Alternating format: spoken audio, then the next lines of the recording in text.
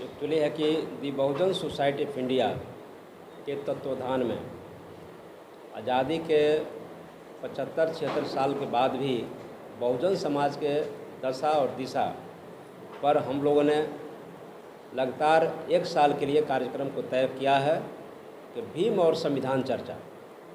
भीम और संविधान चर्चा पूरे देश में और ख़ासकर बिहार में 3800 जिला और 534 प्रखंड करीब जो है 8000 समथिंग जो पंचायत है, सभी स्तरों पर हम लोगों ने भीम और संविधान चर्चा का आयोजन करने का फैसला लिया है और आज हम लोगों ने शुरुआत भी किया है। और संविधान चर्चा, भीम चर्चा के माध्यम से भारत के बहुजन समाज के सामाजिक जड़ों को कैसे मजबूत किया जाए, भारत के संविधान के कैसे रक्षा की जाए। बहुजन समाज के अंदर 6743 जातियां हैं और प्रत्येक जाति में 7 उपजातियां को मिला करके जो 47,201 जातियां हैं, उस सारी जातियों को हम लोग तोड़ करके बहुजन बनाने का संकल्प ले रहे हैं। और बहुजन समाज के अंतर्गत जो SC ST OBC माइनॉरिटी समाज जो आता है, जो जाति अपने आप को चमार, दुसाध, धोबी, पासी, कोरी, कहार, कुर्मी, नुनिया, बेलदार जो कहता है, हम सभी the Bahujan society of India के माध्यम से ये बताना चाहते हैं कि I am Bahujan, you are Bahujan, all are बहुजन।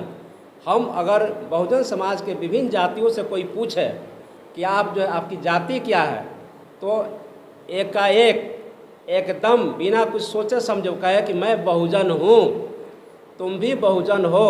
यानी अब 47,201 जातियाँ नहीं रहेगी, सिर्फ बहुजन रहेगा। जो बहुजन की बात करेगा वह देश और प्रदेश में सत्ता पर काबिज होगा। यानी पूरे बहुजन समाज को संगठित करके हम लोग एक बनाएंगे और सिर्फ बहुजन ही शब्द से एक दूसरे से आदान प्रदान करेंगे और बहुजन समाज को मजबूत करने के लिए ही दी बहुजन सोसाइटी ऑफ इंडिया पूरे देश में मजबूती के साथ, संकल्प के साथ खड़ी हैं। और इसलिए मैं कहता हूं कि भारत के बहुजन समाज के एकमात्र सामाजिक गैर राजनीतिक संगठन कोई है तो दी बहुजन सोसाइटी ऑफ इंडिया ही है। और इसके माध्यम से हम लोग आगे करेंगे। और हमारे बीच जो आपको पटना हाई कोर्ट के वरीय अधिवक्ता, संविधान विशेषज्ञ बड़े भाई अरुण कुशवाहा सर जी हैं यहाँ पर, वो आपको बताएंगे। हमारे बीच शशि पटेल जी हैं, वो बताएंगे और बताएंगे कि आपको दी बहुजन सोसाइटी ऑफ इंडिया का अगला कार्यक्रम क्या है, कैसे हम लोग जो है बहुजन समाज को जोड़ने का काम करेंगे, ये आपको बीच बताएंगे। बहुत बहुत धन्यवाद। सर, आप एक एडवोकेट भी है और आज वसोई के कार्यक्रम में यहाँ पे उपस्थित है। आप क्या कहेंगे इस कार्यक्रम को लेकर के, जिस तरीके से यहाँ बात की गई है कि हम अपने उद्देश्यों को पूरा करेंगे।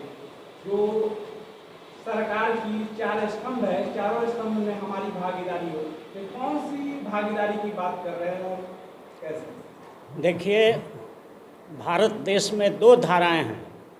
एक मनुवादी संविधान के पोषक लोग हैं जो मानते हैं मनुस्मृति को, और एक बहुत बड़ी संख्या भारत में है जो भारतीय संविधान को मानते हैं।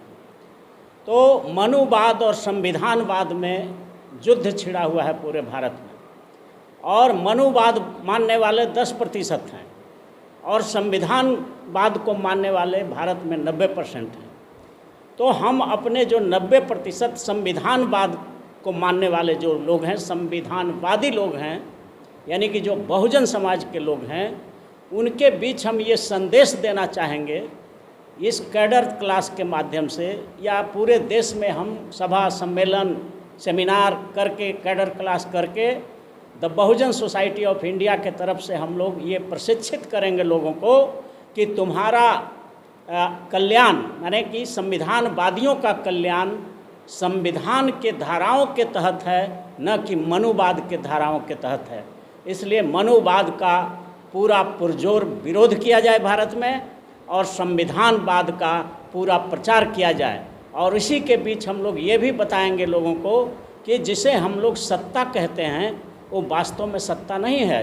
सत्ता का अर्थ होता है सही मायने में भारत के संविधान के गहन अध्ययन करने के बाद जो सत्ता का अर्थ निकल के आता है वो होता है कि न्यायपालिका, कार्यपालिका, विधायिका और प्राइवेट सेक्टर में मीडिया, इन चारों तंत्रों को मिलाकर के सत्ता कहा जाता है। बाबा साहब भीमराव अंबेडकर के संविधान की भाषा में सत्ता का मतलब न्यायपालिका, कार्यपालिका, विधायिका और प्राइवेट सेक्टर में मीडिया, इन चारों तंत्रों में जब तक 90% बहुजनों की हिस्सेदारी नहीं होगी तब तक हम नहीं मानते कि इस देश में हमारा बहुजनों का सत्ता आया।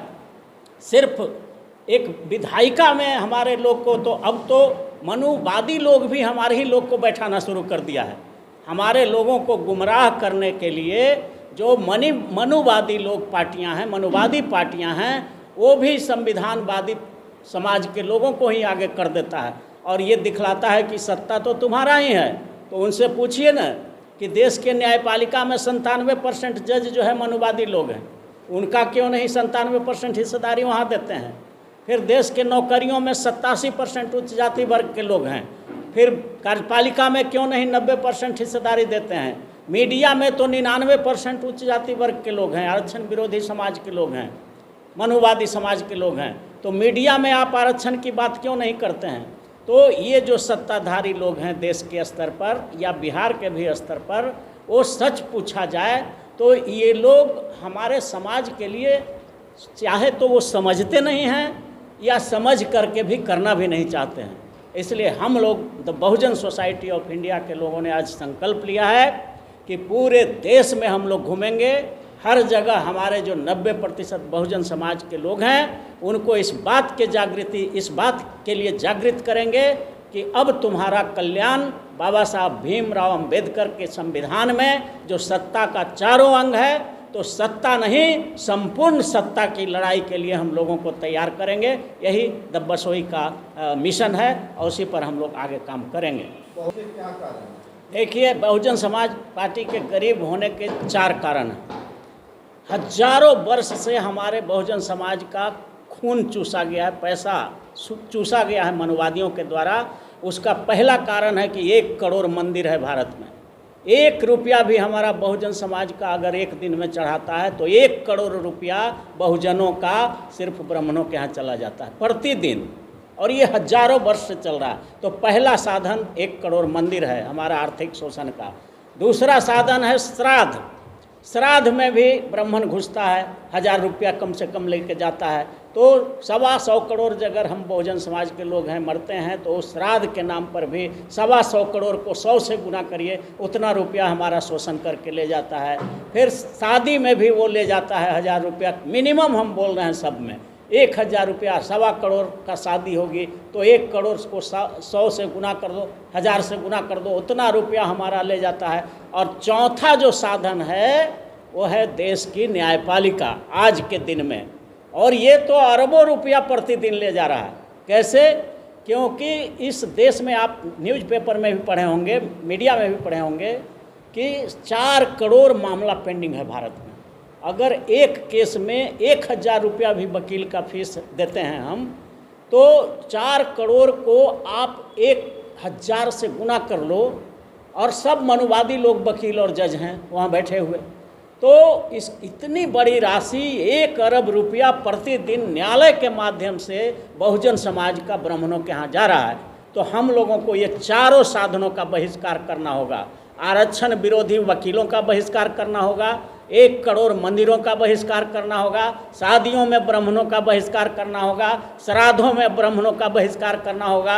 अगर हम 125 करोड़ बहुजन समाज के लोग आज संकल्प ले लें कि इन चारों शोषण के साधनों का हम बहिष्कार करेंगे तो हमारा कम से कम 5 अरब रुपया प्रतिदिन बहुजन समाज का बचेगा और वहाँ से हमारा आर्थिक शोषण बंद होगा।